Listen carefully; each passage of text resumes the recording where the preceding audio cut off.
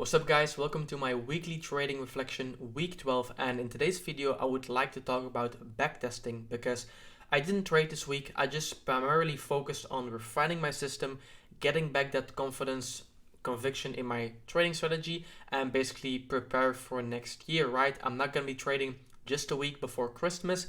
We all know that December is not a good month to trade, and today I just want to talk about backtesting, my experience with it, how I look at backtesting, because I think a lot of people, they look at it at the wrong way, and I'm just going to share my experience, give you some tips I've realized and experienced in the last week and this entire year actually, so maybe it can help you. So make sure to stick to the end of this video because I think you will maybe get some insights from this. So first of all, how do I look at backtesting? So basically, backtesting should be used for two reasons in my opinion. First of all, you don't already have a strategy.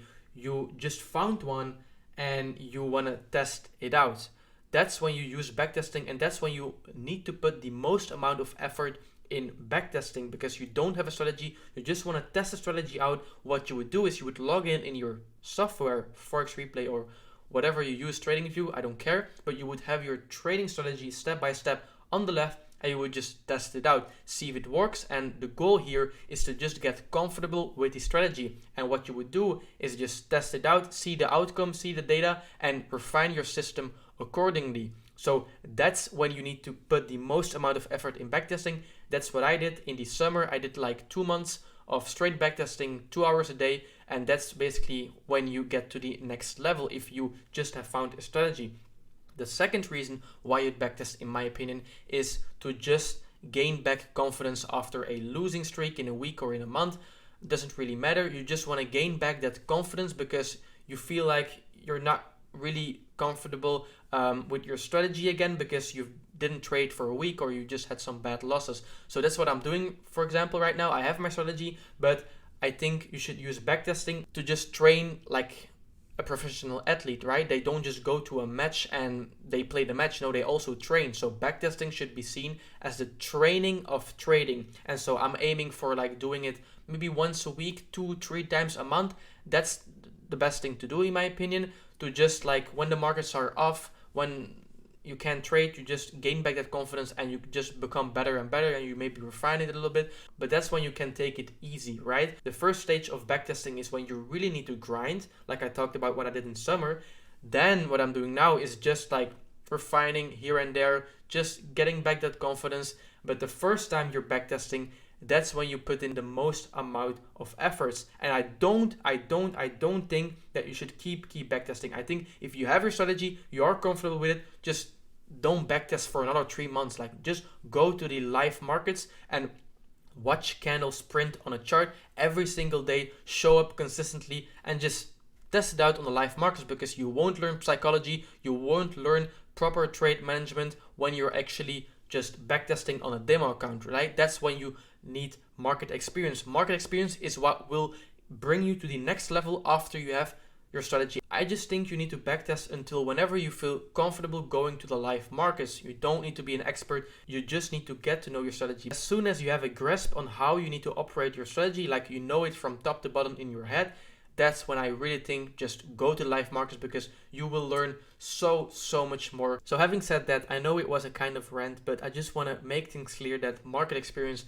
is the most important thing, and that's basically what I discovered in the last couple of months. I was just too focused on backtesting when my primarily goal should be to just show up every day on London, New York session, whatever session you trade, and just watch candles print for like hours. And that's when you will learn so much, because you just draw your bias, you see it plays out, it's literally live, and this is when things really begin to click. So talking about some things I realized about backtesting this year. First thing is, when you're backtesting, you should really take it seriously. Like I used to backtest in the beginning like, oh yeah, let's just enter right here, yeah, it's my strategy, yeah, check, this looks good, entry, oh, I played price too far, oh, it stopped out. Like this is when you don't take it seriously. You really need to take it seriously, because the more seriously you take this, the better your data will get, the better you will become, and the better you can refine your strategy. So once you're backtesting, actually put time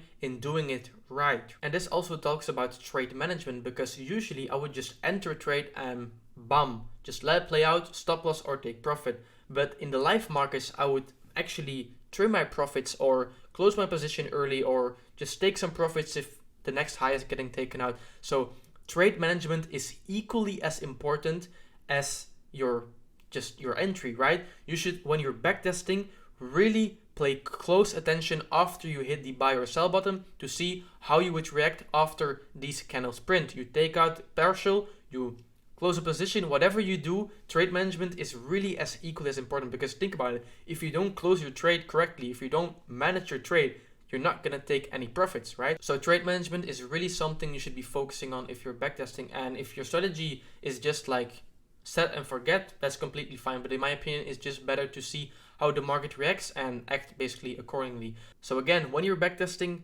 take your time. The more seriously you take this, the better you will get after this. Make sure you analyze your chart very, very good before making any decision. And this is how I think that you will get to the next level, because remember the third law of Newton, it says input is equal as output. So the more you put in, the more you will get out. So just put in the work.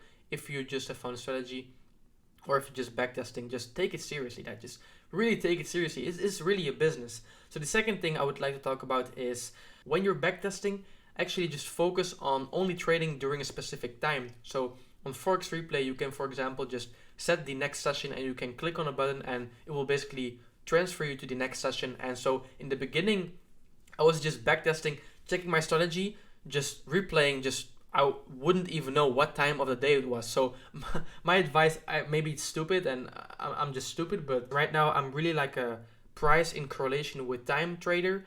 I only trade during specific sessions, during specific quarters of a session.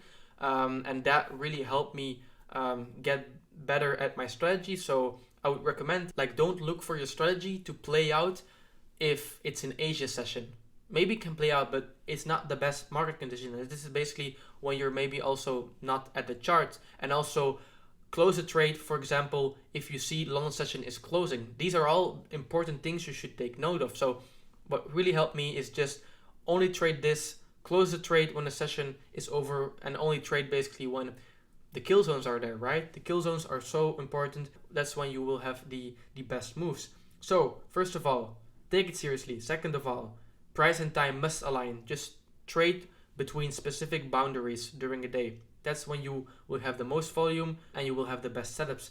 Third thing is take notes. Really take notes. So I used to do this with Notion.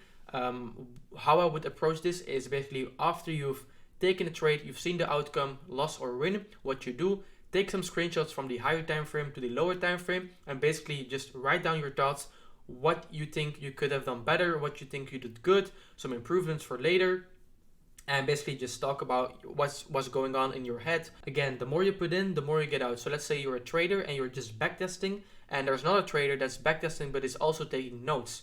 Which one of them do you think will get better at trading? I think it's the one who's actually taking it seriously and also taking notes. And with taking notes, I don't just mean take notes and don't look at it ever again. No, what I like to do now, and I actually started doing it from the beginning, I write down the notes from my trading backtesting session, and before I start a new session, I look back at the notes of the previous session. I just go over it, I just read it and just try to remember what I learned from the previous session, so I take it with me in the new session. So yeah, before some people maybe say, yeah, it's easy to just say that you need to write some notes and you're just talking shit, I can share some proof on actually that I'm putting in the work with the backtesting. So basically, if you look at this, I have like a backtesting project, and this is when I started backtesting. You see the dates. I started in summer, then I took a break, live account, funded accounts, and now I'm backtesting again. And how it looks like is basically just a full document of screenshots,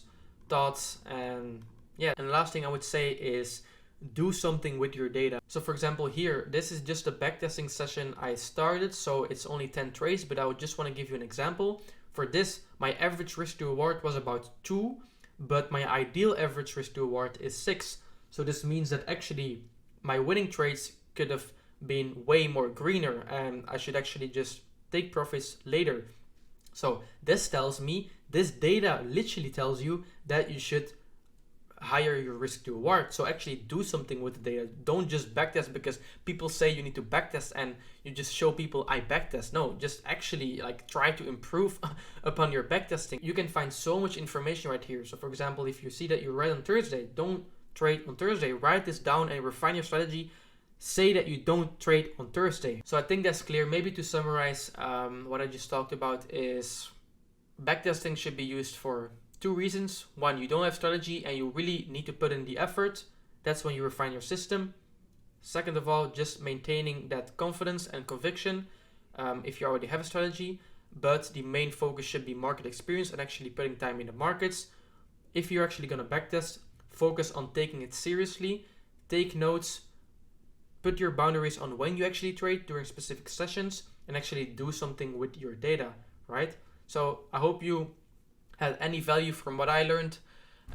If so, I would highly appreciate the like, and I'll see you next time, next week. Peace out.